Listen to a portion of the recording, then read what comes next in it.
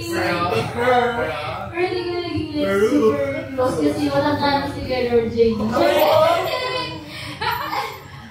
My dad. Share ba yung mga kawin? Parang mas lalo kasi pangit ang papangit eh. Kuya na talaga.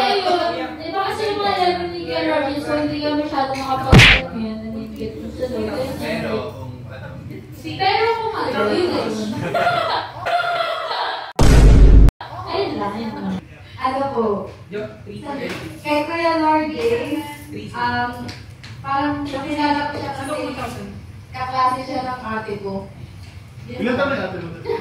35. Parang ko, bakit parang papaboy ng papaboy? Diba? Hindi, ayun lang po. Yung buo din sa simbahan kasi din sa ate ko. Tapos, kay Kuya Lorde, yun po. Wala, pagka napunta lang din si Kuya sa bahay para makipagchikahan sa nanay ko. Tungkol! Kasi mas close kami ng nanay niya. Kasi nung nanay niya. Kasi hindi namin siya close. Mas close ko lang, di ba, Kuya Ken? Kasi di ba dati kasi kapitahan niyo yung... So, ayun. Eh, kinumit ako. This joke lang. Yan, yun lang. Bigla kayo na. Hindi, ano na, una ko nakilala si Jake sa YE. So, ano yun? Ano, December 29, 2012. Kaso Father Alex na yun eh. Pero hindi ako kasali sa YE. Ay! Hindi ako kasali sa YE. Ang first one ko, useless ka. Hindi ako pero kung Bumakasama ko siya nakilala. sa YE yung time na kay Father Alex. Sa youth lang mo. Hindi ka tumuloy. First batch? Yes. First one. Hindi ako tumuloy. Kapag sa Ay, YE. first batch yun. Kasi di ba pag-graduate ang YE, pinapapili ka mo ng word. Kasi yun. So doon na nagtuloy-tuloy. Tapos, yung si Lord J. Grabe, layo ng katawan nito dati.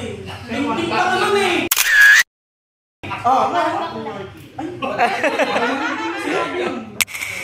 Pero ano, tawag na. Si Lord kasi, yun na, funny guy.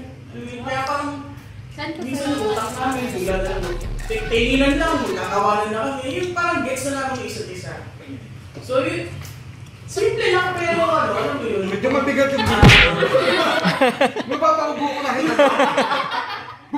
Simple lang pero alam mong pero ay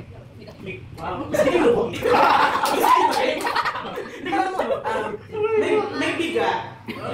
May connection kayong dalawa. Na-meet ko si Lord J. Sa Kristan. Opo, lumilaw ako ng payo.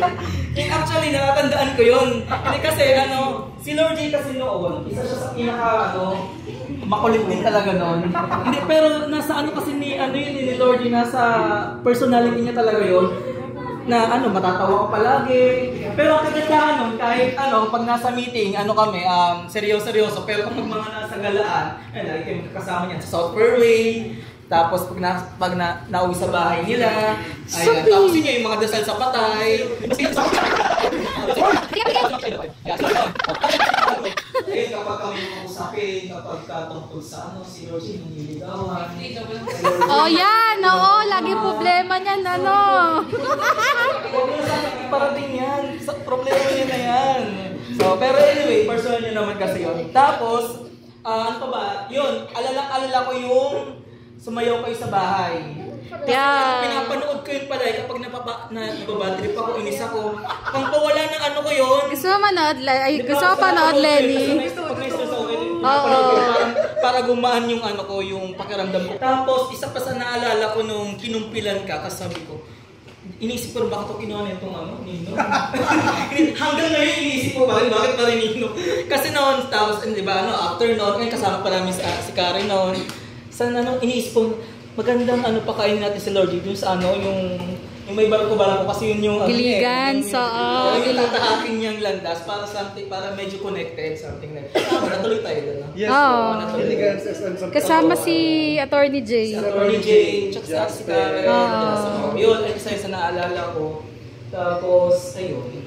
Eh basta nagkakilala na kami ni Lord J sa, siyempre yung unang ministry na sinalihan natin sa Crystal. Tapos, age na, kaya mo na lang, di ba? 1995? Iba lang naman. Hoy, 2012 lang ako sumunod. 13 ako. Ay, ano na si Kuya Kal na, Lord J? 13 ka ng na-stress. Hindi, yun, basta...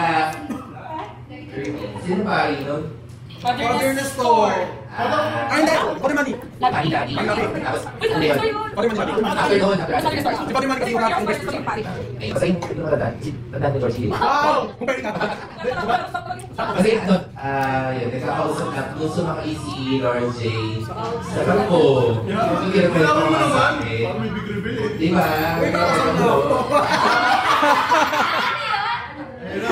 Alam mo yun? Di ba? Okay. Ikot nga pala.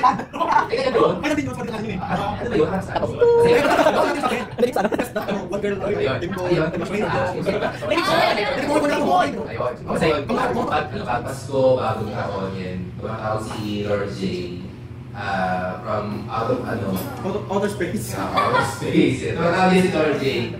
Alam, minsan, alam mo na ng madaling araw, gano'n. Pag bagong taon, gano'n. Di ba totoo yun? Kasi nakakausap niya yung mga sumasakay sa barko, gano'n. Kung sino-sino, di ba? Basta yung mga ano daw yun, mga hindi na pwede sabihin mo.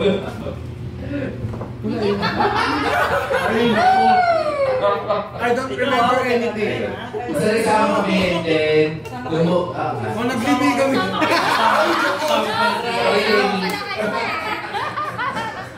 Basta yun tapos, yung nag-promote kami bilang lay, magkasama yung kami Magic 12. May tuturing promotion ba yun? Yung OG na yun, yung Magic 12 sa lay. Tapos nagayahan na lahat ng... The 12 Apostles and the sino yung Judas, di ba? Sino yung Judas? Hindi ko rin alam eh. Parang lang. Si Judas yung sinabi, nalungkot siya. Basta, tapos, basta kung nasan si Lord J, nandun kami lahat. Kaya Lenny, sorry kung meron na kayo sa inyong bahay na welcome kami.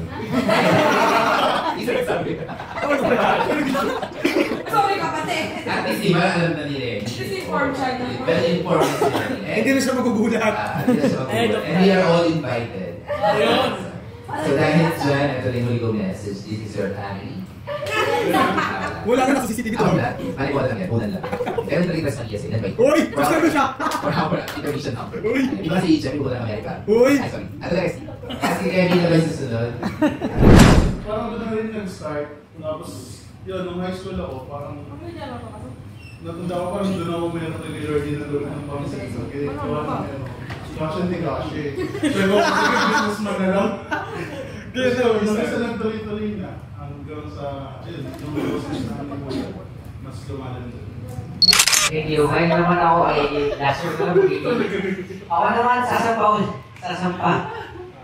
Thank you po. Dahil ako nakatutulong sa inyo. Ngayon naman, ready na ako sa barko. Dahil alam ko din, dahil sa vlogs nyo, sa barko, nag-vlog ko, nakikita ko yung struggles, yung reality sa barko. I'm ready.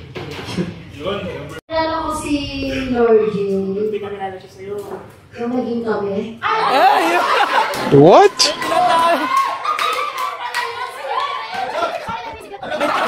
May natatago na ka lang pala. Aminin ko na. Sila ka ba sabihin dito? Joke. Wishing your marriage na puno ng respeto, lambing, tawanan at yung klase ng kalmado na hindi natin kahit may life that is. Alam mo na yan, here's the new life mo, you deserve a good one. Papaisip eh.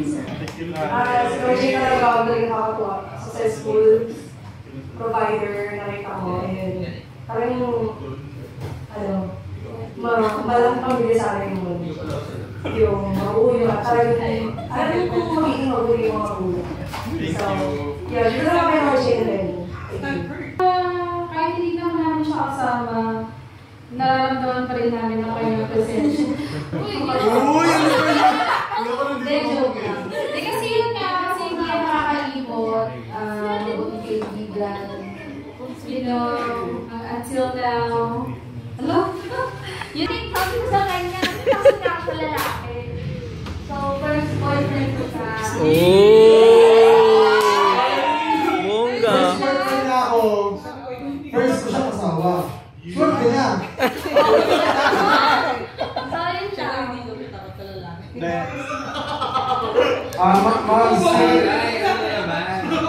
Masingit ko lang. Totoo yung sabi niya, parang 5 or 6 niya ako binasted. Pinagpili ko siya kay Lolo eh. Totoo. Sinabihan niya talaga ako na ayaw niya, wala akong chance sa kanya.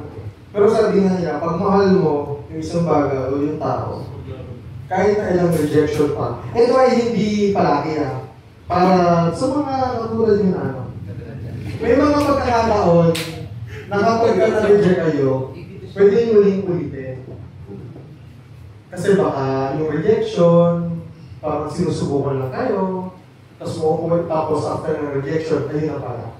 Diba? Pero hindi palagi merong iba na nare-reject, tapos ikaw pala yung sinipilit, pero kapag na nire-reject ka tapos pilit ka na naman, may mga time na baka hindi pala para sa'yo. So yung parang malaman mo kung para sa'yo yung bagay na yun, ipag-pray mo. Tapos kapag masaya ka, kasi feeling ko kasi nung pinag-pray ko siya, never ako nakaramdam ng lungkot. Totoo never ako nakaramdam ng lungkot pag pinag-pray ko siya. Tapos lagi akong excited, kahit alam ko babasa din na ako. Sabi ko, siguro, yun yung sagot sa akin ni Lord. Masaya ka habang nag-pray. Masaya ka sa nararamdaman mo, it means, ibibigay ko sa yung babae na yan. Yung sagot ko, nagiging ano, at hindi naman ako hindi ko nilolo. And kung matatanong nyo, kasi baka, kung bakit hindi kami kay Lolo yung magpapakasal. Actually, gusto ko magpapakasal din sa simbahan.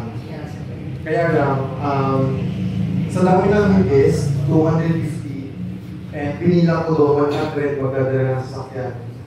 Saan ko naman ilalagay yung 100? And tama naman din yung decision ko kasi nagkaroon kasi ng baha at lahat ng sasakyan ay nandito sa Villa Puig. So wala ko kaya sabi ko kay Lolo Owe, pasensya na ha.